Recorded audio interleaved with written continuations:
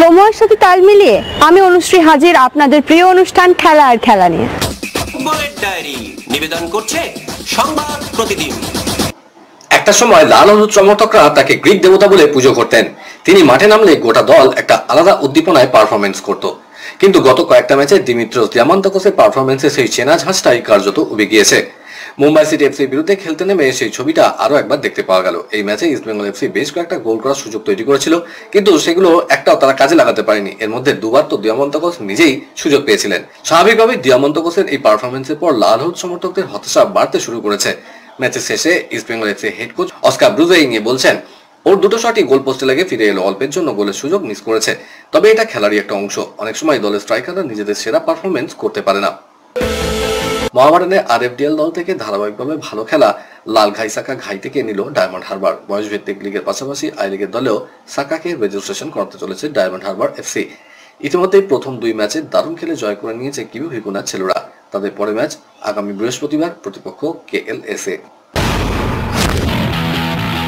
ক্রিকেটের ডায়েরি। 21শে ফেব্রুয়ারি থেকে champions trophy খেলা শুরু হয়ে যাচ্ছে এবং দুবাইতে যারা ভারতীয় ক্রিকেট দলের খেলা দেখতে চান তারা ইতিমধ্যে জেনে ফেলেছেন টিকিট বিক্রি শুরু হয়েছে। চ্যাম্পিয়ন্স ট্রফির সরকারি ওয়েবসাইট থেকে টিকিট কাটা যাচ্ছে। দামও সাধারণ সাধ্যের মধ্যেই রাখা হয়েছে। সর্বনিম্ন টিকিটের দাম 125 দিরহাম বা ভারতীয় মুদ্রায় 2900 টাকার কাছাকাছি। এরপর বিভিন্ন স্তরে বিভিন্ন টিকিটের দাম রাখা হয়েছে। পাকিস্তানের করাচি, লাহোর এবং রাওয়ালপিন্ডিতে যে ম্যাচগুলি হবে তার টিকিট বিক্রি আগেই শুরু হয়ে গিয়েছিল। চ্যাম্পিয়ন্স ট্রফি ফাইনাল 9 মার্চ, সেই টিকিট অবশ্য এখনই মিলবে না। আইসিসি এক কর্তা জানিয়েছেন, দুবাইয়ে প্রথম সেমিফাইনাল হওয়ার পরেই ফাইনালের টিকিট ছাড়া হবে। ভারত যদি ফাইনালে ওঠে তাহলে ম্যাচটি হবে দুবাইয়ে, না হলে লাহোরে ম্যাচ হবে। সে কারণেই ফাইনালের টিকিট এখনই ছাড়া হচ্ছে না। এবারে চ্যাম্পিয়ন্স ট্রফির আয়োজক পাকিস্তান, তবে ভারত ম্যাচগুলি খেলবে দুবাইয়ে। বর্তমানে ইংল্যান্ড দল ভারত সফরে রয়েছে। গতকাল মুম্বাইতে টি20 সিরিজের শেষ ম্যাচটা খেলা হয়েছিল। সিরিজের শেষ ম্যাচে দুর্দান্ত প্রদর্শন দেখিয়ে ভারতীয় দল 4-1 ব্যবধানে সিরিজ জয়লাভ করেছে। এবার বাকি রয়েছে দুই দলের মধ্যে ওডিআই সিরিজ। সিরিজের প্রথম ম্যাচটি নাগপুরে অনুষ্ঠিত হবে। ইতিমধ্যে ভারতীয় দল এই সিরিজে খেলতে নাগপুরে পৌঁছে গিয়েছে। এই সিরিজের জন্য দুই দলই তাদের দল ঘোষণা করেছে। ওয়ানডে সিরিজে টি20 খেলা খেলোয়াড়দের দল থেকে বাদ দেওয়া হয়েছে। ইংল্যান্ডের বিরুদ্ধে ওডিআই সিরিজে টিম ইন্ডিয়ার অধিনায়কত্ব দেওয়া হয়েছে রোহিত শর্মাকেই।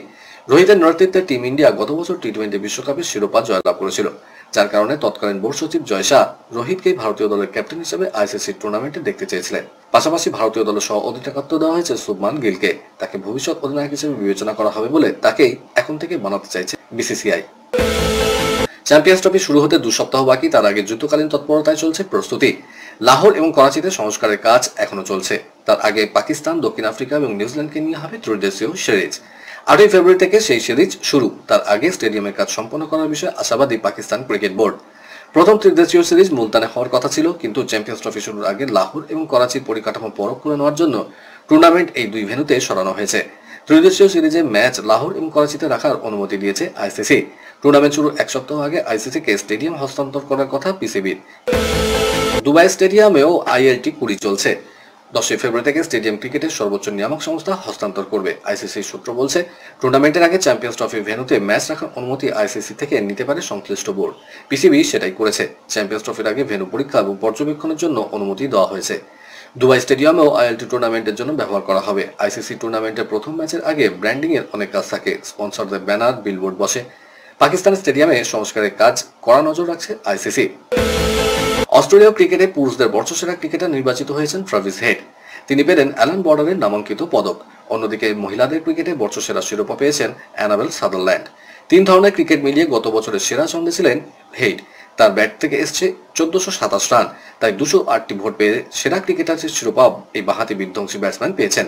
তারপরেই রয়েছেন জস হ্যাজেলউড, তার ভোটের সংখ্যা 158। বর্ডার গাভাস্কার ট্রফি জয়ী অধিনায়ক প্যাট কামিন্স 147 পয়েন্টে রয়েছেন। আসন্ন চ্যাম্পিয়ন্স ট্রফিতে ভারতের সাফল্য নিয়ে যথেষ্ট আশাবাদী প্রাক্তন ভারত অধিনায়ক সৌরভ গাঙ্গুলি। এই আসরে বুমরা ও মোহাম্মদ শামি দলে থাকা নিয়ে তিনি জানালেন, ভারতীয় দলে এরা একে অপরের পরিপূরক। ইডেনে সম্মানিত হওয়ার পর তিনি জানালেন, And I think India is one of the contenders for the Champions Trophy, especially after the performances in the 50 overs and the T20 World Cup. The bowlers win you matches, especially when you have someone like Bumrah. Mohammad Shami is fit, so Shami and Bumrah bowling at two ends is different than Bumrah bowling from one end.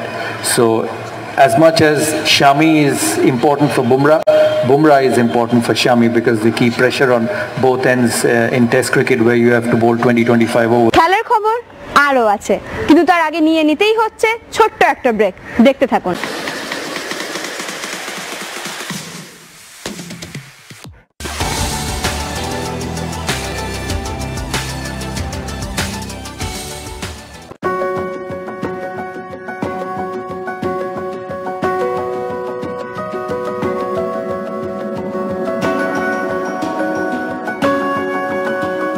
কেআরকে news media প্রযোজিত সাপ্তাহিক বিনোদনমূলক অনুষ্ঠান বিনোদন.com দেখুন প্রতি শনিবার ঠিক রাত 10:25 আপনাদের প্রিয় চ্যানেল ভিশনে। ব্রেকের পর আবার ফিরে এলাম আপনাদের প্রিয় খেলা আর খেলা নিয়ে। বিদেশের ডায়েরি। মাত্র 17 বছর বয়সে একের পর এক দুরন্ত পারফরমেন্সে তাক লাগিয়ে দিয়েছেন লামিনে ইয়ামাল। আলাভেসের বিরুদ্ধে প্রতিপক্ষের 7 ফুটবলারকে কাটানোর ভিডিও ইতিমধ্যেই সমাজ মাধ্যমে ভাইরাল। 14 সেকেন্ডের এই ভিডিওর সঙ্গে ডিয়েগো মারাদোনা, লিওনেল মেসির অতীতের গোলের তুলনা করা হচ্ছে। এমনকি অনেকে ইয়ামালের মধ্যে এলেনটেনের ছায়া দেখতে পাচ্ছেন। দুজনেরই উত্থান লা মাসিয়া থেকে। খেলার ধরনও অনেকটা এক। বার্সায় মেসির অভিষেক হয় 17 বছর বয়সে, আর কাতালান ক্লাবটির জার্সি ইয়ামাল গায়ে চাপান মাত্র 15 বছরে। 79 ম্যাচে তার গোল ও অ্যাসিস্টের সংখ্যা 39। সব মিলিয়ে আগামী দিনে বার্সার অন্যতম ভরসার মুখ হতে চলেছেন এই তরুণ Spanish winger. Barcelona coach Hansi Flick অবশ্য এখনো ইয়ামালকে নিয়ে মাত্রাতিরিক্ত লাফালাফি বন্ধ করতে চান। প্রতিনিয়ত যেভাবে তার সঙ্গে মেসি ও মারাদোনার তুলনা করা হচ্ছে তাতে মোটেই খুশি নন জার্মান কোচ। আলাভেস ম্যাচের পর তিনি জানান, আমি আগেও বলেছি এই বিষয়টা মোটেই ভালো হচ্ছে না। লামিলে এখনো অনেক কিছু পাওয়া বাকি। অবশ্যই ও আমাদের দলের অন্যতম গুরুত্বপূর্ণ ফুটবলার। প্রিমিয়ার লিগের লড়াইয়ে ঘরের মাঠে এটিহাদ স্টেডিয়ামে লেস্টার সিটির কাছে 2-5 গোলে পরাস্ত হয়েছিলেন সিটিজেনরা। এরপর পেপ গার্দিওলা প্রশিক্ষণে ক্রমশ সামনের দিকে এগিয়েছে নীল ম্যানচেস্টার। এই পর্বে UEFA champions league, premier league, FA cup যাবতীয় ট্রফি জয়ে নজির গড়েছে তারা। তবে চলতি মৌসুমে ব্যর্থতা যেন কিছুতেই পিছু ছাড়ছে না পেপ ব্রিগেডে। একের পর এক হারে আগেই যাবতীয় লজ্জার রেকর্ডকে ছাপিয়ে গিয়েছেন আর্লিং হালান্ডরা। এবার 5 গোল হজম করে মুখ পুরল ম্যান সিটির। ঘরের মাঠে এমিরেটস স্টেডিয়ামে পেপ ব্রিগেডকে 5-1 করে দুর্মুষ করল আর্সেনাল। শুধু তাই নয়, শেষ 5 বারের সাক্ষাতে আর্সেনালকে হারাতে পারেনি ম্যান সিটি। স্বাভাবিকভাবেই এটিহাদ স্টেডিয়ামের অন্দরে আরো জোরালো হচ্ছে কোচ বদলের গুঞ্জন।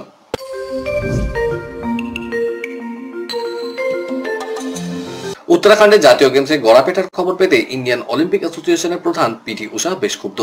জাতীয় গেমসে বিতর্কে কেন্দ্র তাইকোন্ডো।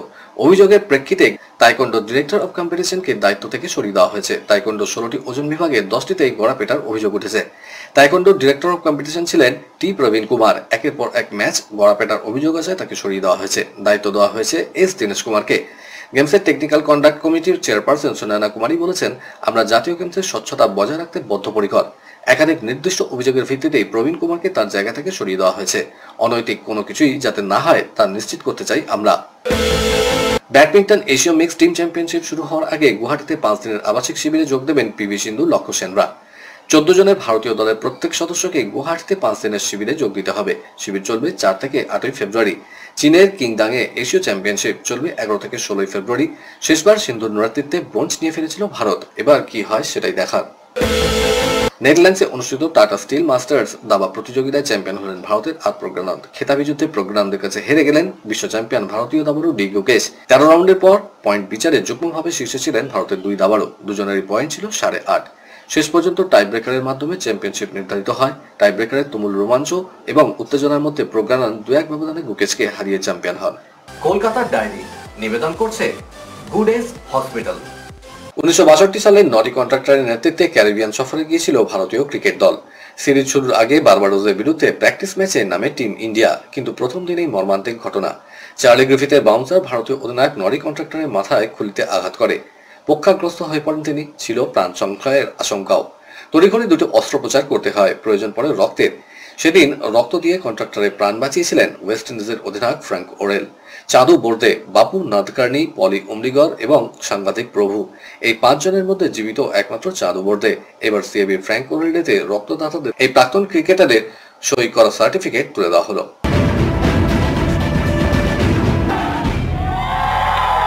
আর মাত্র কয়েকটা ম্যাচ। কোনো অঘটন না ঘটলে এবারেও লিগ শিল্ড উঠবে মোহনবাগানের হাতেই। তবে সেদিকে এখন তাকাতে চাইছেন না বাগান কোচ হোসে মলিনা। আপাতত লক্ষ্য শুধু পাঞ্জাব ম্যাচ। মোহামেডানকে হারানোর পর কোনো ছুটি নেই ফুটবলারদের। অনুশীলনেও নেমে পড়েছেন তারা। তবে সাদা কালো ব্রিগেডের বিরুদ্ধে দলের খেলায় তিনি খুশি, সেটা এক বাক্যে স্বীকার করে নিয়েছেন। বলেছেন, দলের খেলায় আমি সত্যি খুশি, তবে সুযোগ ছিল আরো গোল করার। তবে যে কোনো ম্যাচে এরকম হতে পারে। আমার কাছে সব থেকে বড় হলো সুযোগ তৈরি হচ্ছে কিনা। সুযোগ তৈরি করতে পারলে গোল এমনি আসবে। দলের অন্যতম প্রধান স্ট্রাইকার জেমি ম্যাকলারেন আর সুভাশিস বসুর গোল সংখ্যা বর্তমানে সমান। বাগান ডিফেন্ডাররা মিলে এখনো পর্যন্ত 14টি গোল করে ফেলেছেন। সেই কারণে ডিফেন্ডারদের প্রশংসা করেছেন মলিনা আলাদাভাবে। এত কিছুর পরেও আত্মতুষ্টি নয়। তিনি সাফ জানিয়েছেন, লিগ শিল্ড এখনো নিশ্চিত নয়। 5টা ম্যাচ এখনো বাকি। পরের ম্যাচ পাঞ্জাব এখন প্রধান লক্ষ্য। কলকাতার ডায়েরি নিবেদন করলো গুড এজ হসপিটাল। ইচ্ছা ছিল আরো খবর দেওয়ার, কিন্তু সময় বলে দিচ্ছে এই পর্যন্তই থাক।